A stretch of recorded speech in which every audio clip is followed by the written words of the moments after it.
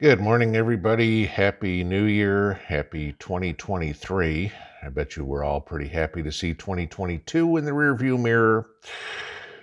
I don't know about 2023 being a whole lot better, but we'll see. But of course, it is the day for my 2023 predictions. So we will see what happens. I'm hoping you guys are all in good shape this morning and I'm not too out of focus. Old bartender's trick, if you got a hangover this morning, go get yourself about 3 ounces of pickle juice. Drink that. You'll feel better pretty quick. Okay, you won't puke. Trust me. Unless you got really hammered. But then if you did, you're probably watching this at 3 o'clock in the afternoon. So, yeah, no. Okay. So, what's going to happen in the coming year? And again, we'll see on New Year's Eve, just like I did yesterday, how I did. This year's a little more detailed, different, if you will, but covering topics about what we can expect and what I think. Again, this is all my personal opinion. Okay, I want to claim this out. I don't have any contacts in the Pentagon or, the Federal Reserve or anything like that. This is just kind of how I see things playing out based on what's going on. So let's start here with 2023. Numero uno, inflation. Now, inflation's currently at 7.1% on the latest numbers we have, which are November's. Okay, we won't get December's numbers until January, and obviously that would be after today. So, well, we're at 7.1 now, and good inflation runs about 2%. The Fed is trying to get us back there, though they've tweaked that number to say, gee, maybe we'll get it to 3. I don't see it getting any better than 5%. Actually, I probably see inflation going up north of the 7.1%, but obviously it's not a one-time thing. Will we get above 7.1% sometime this year? Yup. Where will we finish the year? I'm guessing, if we're lucky, 5%. Remember, we're already $31.4 trillion in debt. And we just passed another $1.7 billion in spending that we don't have the income for. So yeah, inflation's going to continue to go up. Number 2, what's that inflation number going to affect? Unemployment. Now, again, I'm going to go off of official numbers because that's all we got to go off of, right? So I'm going to go off of the U6 numbers, right? Right now, the current U6 unemployment figure is 6.4%. I'm betting we easily go over 10% sometime this year, simply, okay, if we don't stay there all year. Due to a slowing economy, mass illegal immigration, which of course is going to cause many Americans to lose their jobs. And even though y'all know we're already in a recession, the government will finally realize that when all the companies are going, we can't do this anymore, and they're laying off people like crazy to cut costs, we'll see the U6 unemployment number over 10%. Okay? That's that one. Then we get into some of the world stuff. Number 3, war. 1. We're going to see boots on the ground in Ukraine in 2023. U.S. troops. Okay? This is still Joe's war. He wants to keep it going. It's going to be more than just us sending people to man a missile system or whatever. We are going to see combat troops on the ground in Ukraine. Joe wants to make more money from the defense contractors. Joe doesn't care about getting your kids and grandkids killed, okay? Joe just wants more money. And remember, he's completely beholden to Ukraine to keep all that information they have on Hunter quiet. He'll do whatever they say. It's already proven that with all the excess spending that we're giving to Ukraine. Number 4, War number 2. China will go into Taiwan this year. Okay. And we're going to see U.S. involvement here as well. Because remember the other place that Joe has deep ties to and Hunter has deep ties to, China. Okay. He's going to, this is where it gets real iffy. Joe can't back China. So Joe's got to somehow back Taiwan and not piss off China. Okay. This one's going to have shades of Vietnam. And we're going to have involvement, but trying to stay away from it. So we'll be in a support capacity, is what we're going to call it. We won't have boots on the ground, not that there's really any boots on the ground, but we'll support Taiwan. We just won't help Taiwan. Number 5, oil. This one is kind of goes to our inflation numbers, our unemployment numbers, et cetera, et cetera. The petrodollar is dying. The petro yuan is growing. We're going to see more I do that all the time. More countries abandon the petrodollar and start using the petro yuan. We're going to see a second market open around the world, i.e. Russian oil being sold. We already see it being sold to China, to India, to et cetera, et cetera, et cetera. They're not going to be using the dollar. They're going to be buying oil in an alternative currency, which inevitably is going to turn into the petro yuan. Okay. This is also going to lead to us sometime this year, on average, paying over $5 a gallon of gas again. Okay. Now, people are going to say, well, Tennessee here. I think it was $2.90, $2.99, $2.98 when I went past the gas station the other day. We're going to go from $3 to $5? Yeah, pretty easily this year. Okay. Number 6, utilities and the grid. Okay. If we don't see a grid failure somewhere, worse than the Christmas outage and the whole Duke Energy deal that we saw here last week, I'm going to be very surprised, okay?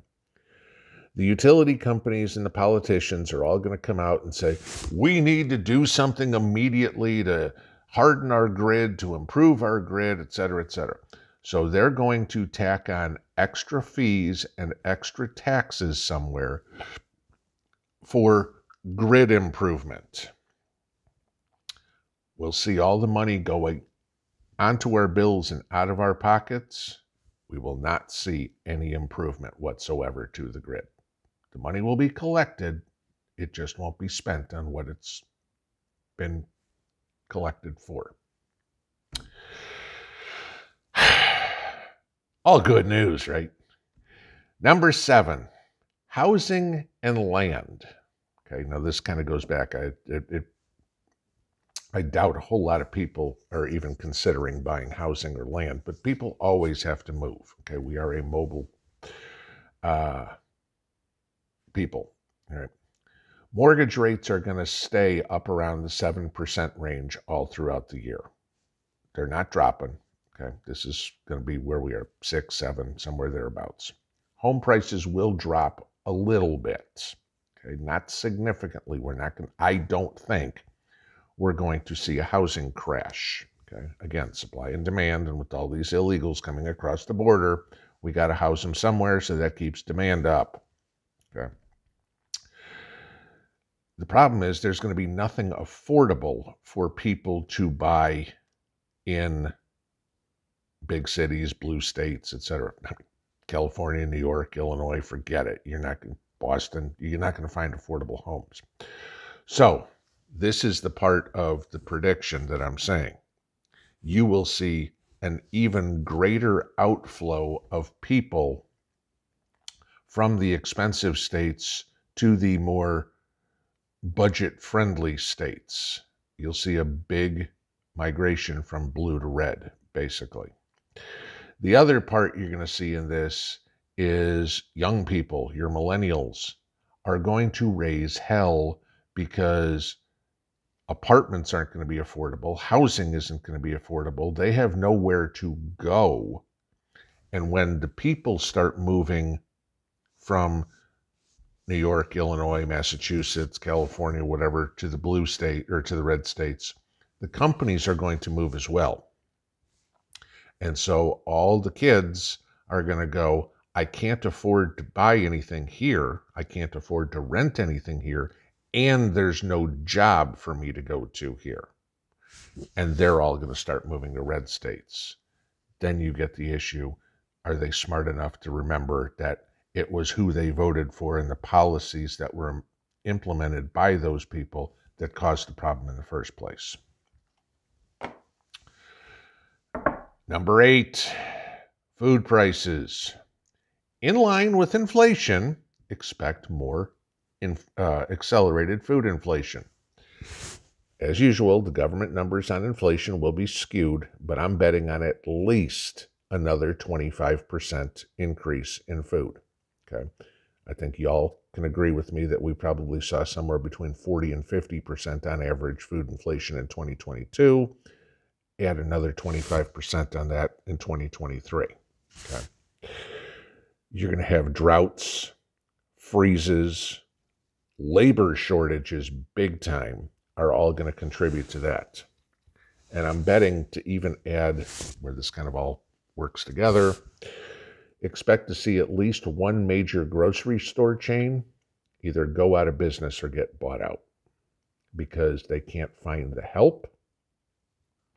And grocery stores operate on a thin margin as is. With the prices going up, they're not going to be able to maintain profitability, and so they will either close or go out of business. Or close or be sold, I'm sorry. Number 9, you know we were going to get into politics somewhere. The last 2 were politics.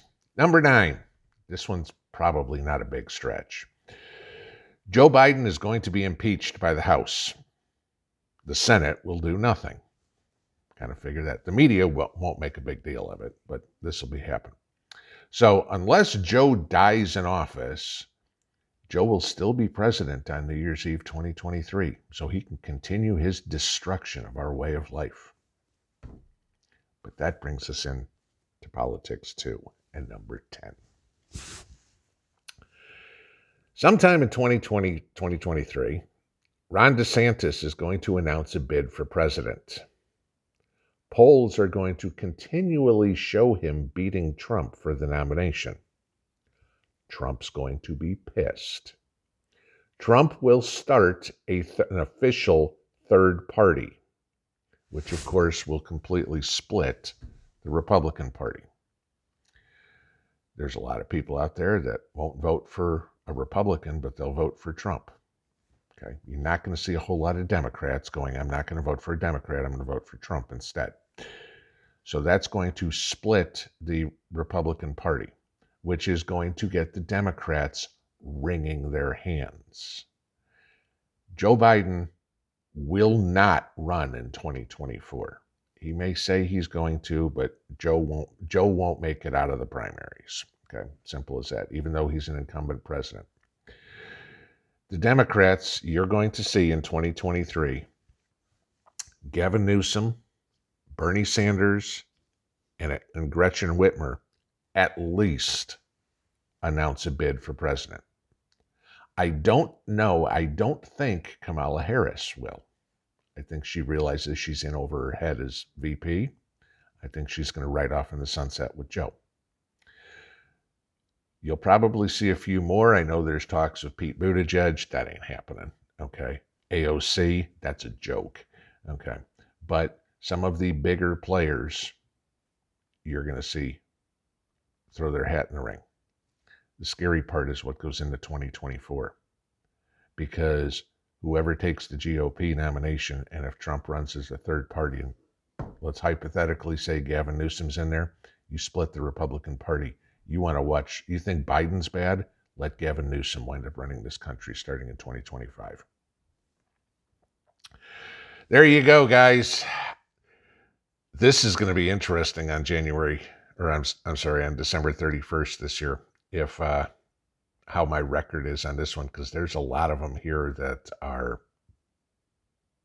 I don't want to say out there, but bold predictions. But every year the predictions are bold. But these are the things, the reason I do this and the reason we should look at it, these are all things that are very possible, and these are the things that we should be prepping for just in case they happen. If they do, if we have boots on the ground in Ukraine, if you lose your job, if the price of food goes up another 25%, if it looks like Gavin Newsom's going to be president of the United States, start prepping for those scenarios now. Prepping is all about what if. These are 10 what ifs. Happy New Year's Eve. We'll see y'all later. Pinball out.